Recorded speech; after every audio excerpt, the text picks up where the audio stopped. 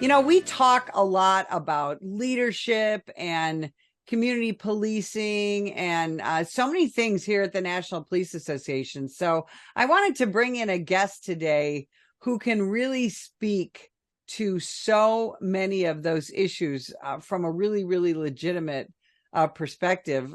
He's a fellow retired cop. He's a fellow Midwesterner. And I am so excited for you to meet Chief Mike Koval. Chief, welcome to the show. So glad to be here. Thank you so much, Betsy. We are both regaling one another with our Midwestern roots. You had the smart sensibilities to leave Siberia when it gets cold. So I still have to work on that.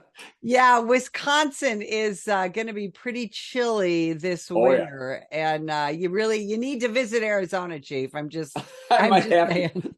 I do have to do that. So, My Chief, bucket list. I'm gonna ask you the same question I ask every guest who is a cop or a retired cop on my show, because you've been asked this question a million times. Why'd you become a cop?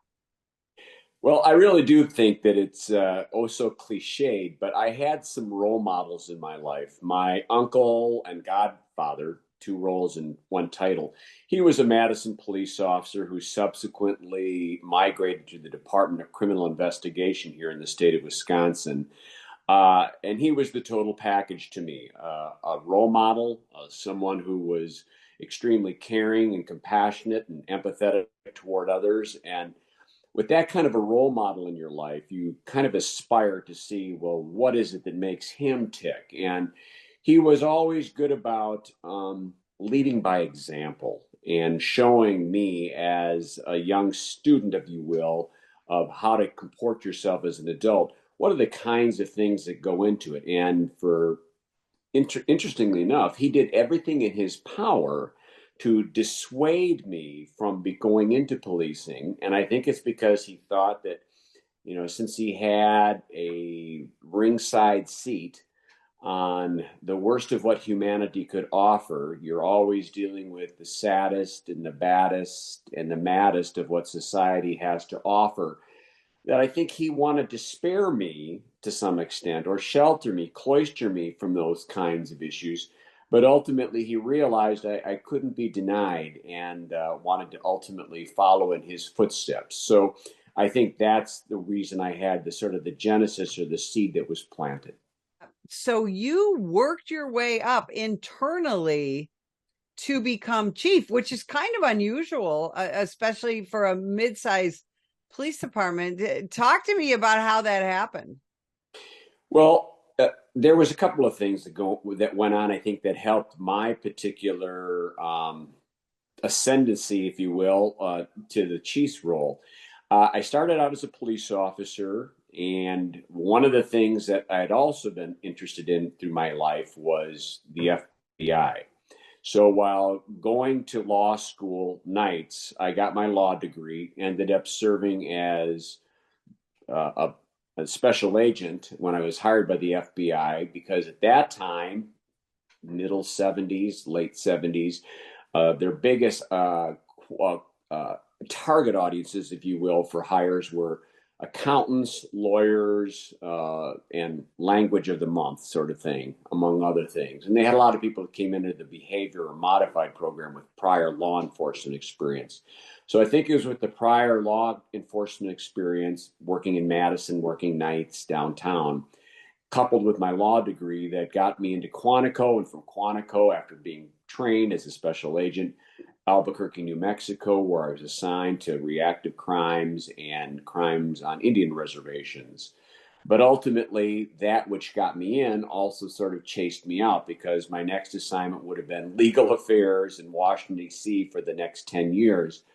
And if I'd never had an opportunity to have savored what it's like to be a cop at a grassroots level in an urban setting, I probably would have had no basis of which to compare it to, and would have been a lifer with the Bureau. But because I had tasted that and could see what community policing could look like at a grassroots level, I reapplied for policing jobs, got a conditional job offer from Minneapolis, and was testing with San Diego, when then the police chief of Madison, David Cooper at the time, He said, "Why am I fielding these calls from backgrounders? You can come home. You haven't gone scorched earth or burned any bridges." So I came back, ultimately was promoted to sergeant, worked all the various assignments that one could assume, and particularly loved patrol services because at the end of the day, I believe that while we have many ancillary and complementary services throughout most major departments, impressions are won and lost at the level of those encounters that occur in patrol. And those are where we can really make some great impressions, lasting good or bad, which is why it's so important those folks that are in the trenches remain on the cutting edge of our support, of our training, and our defense. And so, with that in mind, I had been a patrol supervisor for a number of years, ultimately got reassigned to training, and I taught criminal law and procedure at our academy and was the day-to-day daily practitioner running over all of our academy work. And then we had a change at the top, and you have to remember I was a sergeant, and so I was competing against chiefs and captains from throughout the country. So it was rather remarkable that I went from sergeant to chief of police in Madison, which initially provided me some opportunities to see how was I going to turn a management team, some of which who had applied for the very position I was in, into understanding that we were all having to row at the same time, at the same synchronization in order to better the department's output and to continue to foster our relationships with our community. For people who aren't familiar with Madison, it's very often called the Berkeley of the Midwest. You know, Oh, you've by got far. University of Wisconsin-Madison. And again, you have the state capitol there. And if there's going to be any kind of protest, you're going to be dealing with that, which of course you did during your entire tenure. Yes. I want to talk about that because, as the chief, you have to stay pretty apolitical, and so do your people. Nowadays, it's all politics all the time. Cops standing on a riot line or a protest line or whatever, they don't take a side, right? Your job is just to keep people safe. How did you manage that as the chief? Well, it was difficult, but it took its roots as patrol sergeant. I remember at the time I was assigned with a bunch of officers because there was a controversial movie debuting in Madison that depicted the presence or relationship of gay and lesbians in elementary schools, their pervasive influence or lack thereof. But anyway, it was contentious. And so that night, when it debuted at a local cinema, you had sort of a group that was pro and anti, and then it became pro life and pro choice. And so, sort of maintaining that understanding that the public sidewalks are a thoroughfare so long as they're not obstructed and as long as people can move ingress and egress and come and go as you will. We are literally the front line of constitutional officers. We've taken an oath and we have to be the arbiters to ensure that everyone's First Amendment rights of assembly and speech are protected. Well, the next day, I got called into our internal affairs professional standards, and he said, and the lieutenant at the time said, "Boy, Sergeant, you really generated a lot of complaints. There were this many complaints on one side and this many complaints on the other side. What have you got to say for yourself?" And I paused and I said, "I think we got it just right." Because they're both unhappy that the police did not curry favor with their side or another. And the number of complaints on both sides of the aisle would suggest that we did walk that tightrope and that balancing. So to your point as chief, though, is that we had protests daily. Now we're just back through it. I'm sure that they probably had a protest about changing central savings time. We protest everything in Madison. Nothing is beyond the pale. So you get to be pretty good at it. And so you decide to say, okay, how can we facilitate our role as constitutional officers of the court while not also encroaching upon the ability of traffic to move throughout our city expeditiously. So you pick your spots. When you talk about training, again, one of the things that Madison is known for is just an amazing police academy, a beautiful police academy, fantastic, very modern training programs. You're Yeah. also known for your community policing programs. And one of the most successful programs that you had as chief was your Citizen Police Academy. Yes. Can you explain to people exactly what that is and why yours was so successful? Yeah, well, we would try to identify, we'd open it up for members of the community, but then frankly, also, there'd be a little bit of lobbying on my part to try to get elected officials, members of the media, people who wrote opinion pieces or whatever, influencers, if you will, to try to attend a 12-week, it would meet Wednesdays for 3 hours, and every section would be covered with a different thing. One might be criminal law and procedure, another one might be discussing crowd control, another one might be how we engage in community policing initiatives. And at each and every element, we would open it up. I'd bring in subject matter experts in whatever field we were discussing that day. And the key was not to be sort of this glossy, propagandized, look how great we are, but to have a frank conversation, a transparent one to say, here's the lessons we have learned, and here's our attempts to be transparent, and here are our attempts to be accountable. But moreover, do you understand how at times these narratives are really urban myths that have been launched about the police, or in particular the Madison police? And here's an opportunity for me to set the record somewhat straight, or at least give our perspective that heretofore hasn't been done. And I thought the community policing things, particularly when you go hands on and give them some opportunity to do some deadly and non deadly force decision making, where when they walk a mile in our shoes and understand that the decision making that has to happen in dynamic scenarios involving milliseconds, I think that gives them a healthier or more profound understanding of, boy, these decisions are made at the speed of light. Perhaps we should tap the brakes lest we rush to judgment.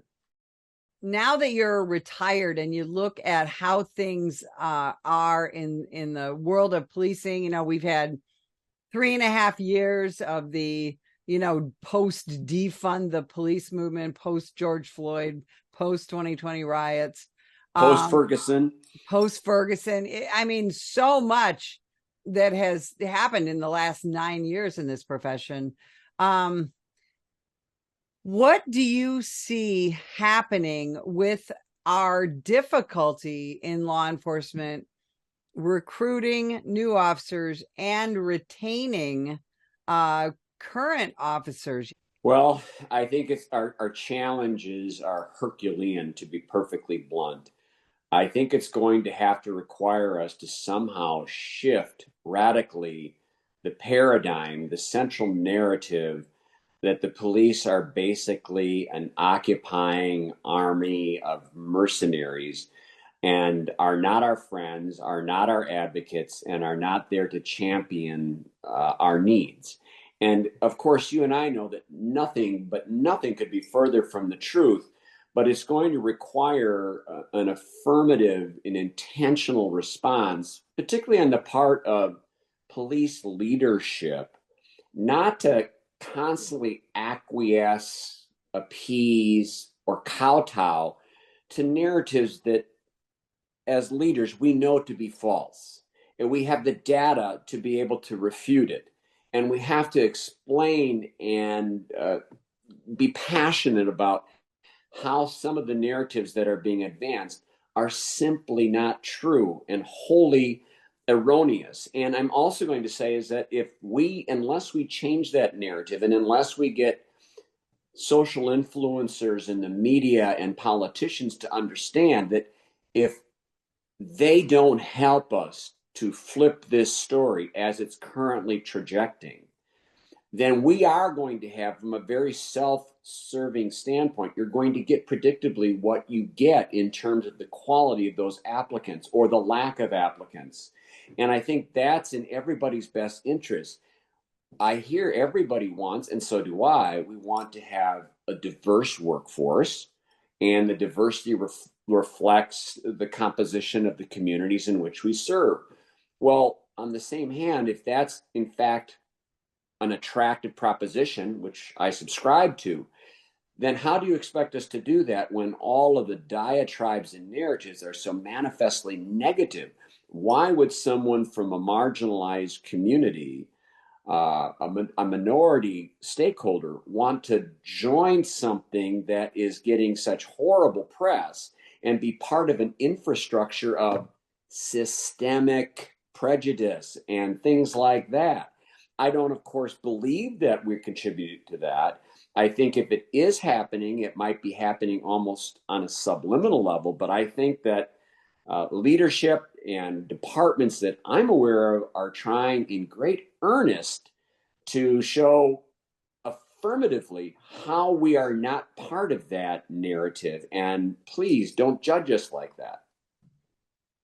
Do you think that, as we see crime continue to rise, especially in certain areas of the country, certain cities, do you think the public is on to the fact that law enforcement's not the problem, and we're not the ones attacking their communities, and we're not the ones that are causing crime to rise?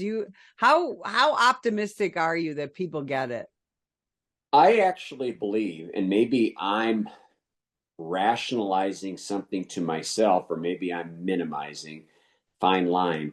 I actually believe that, in fact, there is a silent majority of people that believe in the police, support the police, but are afraid to stand up in a public forum or in a social media platform because they are still afraid of the fact that they're going to be the subject of scorn, that they're going to be marginalized, that there might be a ripple effect or implications on their home life, on their work life, who associates with them, and even how it affects their offspring.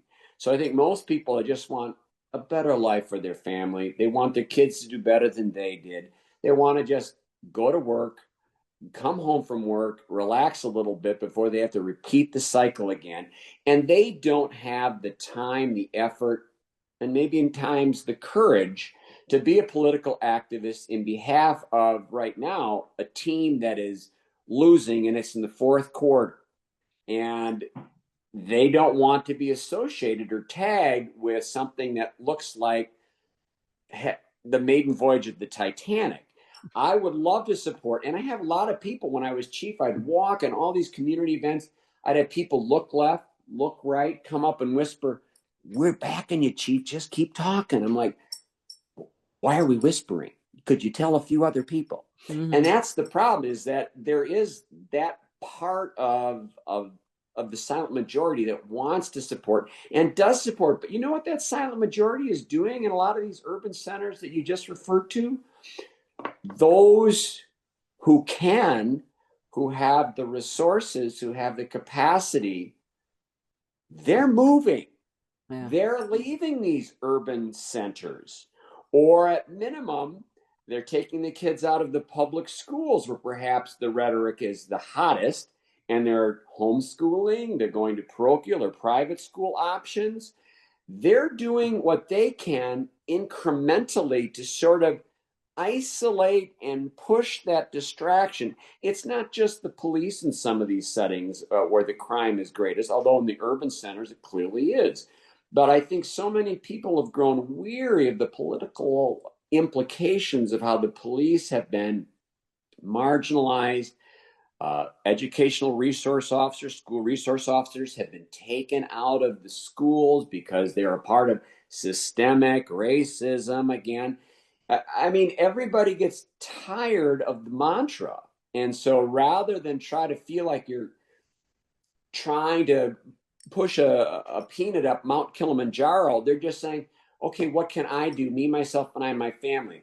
Well, I can go to private school, or I can work a second job to pay for it, or we can move to the suburbs, or we can move to a community or a state or a city that is less draconian in terms of its attitudes about police and crime.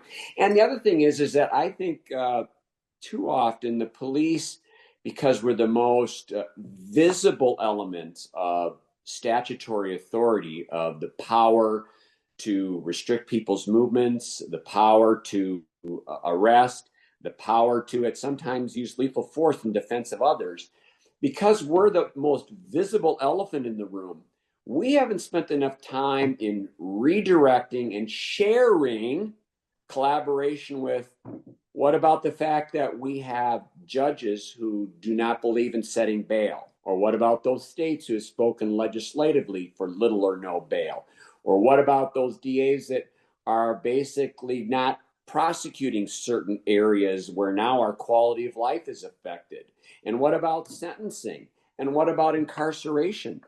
There is an entire spectrum that is the criminal justice system. And unfortunately, we're the most picked on, if you will, about a lot of these issues, when I think that just as much attention could be given to those complementary pieces that heretofore has not been as rigorous. Yeah. Again, incredibly well said. Chief, I know you're enjoying retirement, but we sure hope you're not done with law enforcement, because we need the experience and the wisdom that you just displayed. And we can't thank you enough for spending time with us today. And if you would like more information about the National Police Association, visit us at nationalpolice.org.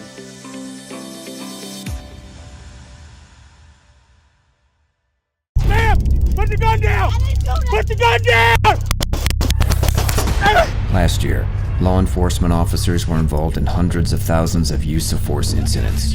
A use of force incident is when an officer must use nonverbal tactics to gain control of a dangerous situation. Put the knife on the ground. In many cases, officers have no choice but to use force when a suspect doesn't comply with a lawful order. Use of force is always ugly. No one likes it, especially police officers. Together, we can help de-escalate these dangerous encounters. Help police officers by complying with their lawful orders. Don't attack, attempt to disarm, or flee from an officer. Use of force is an officer's last option.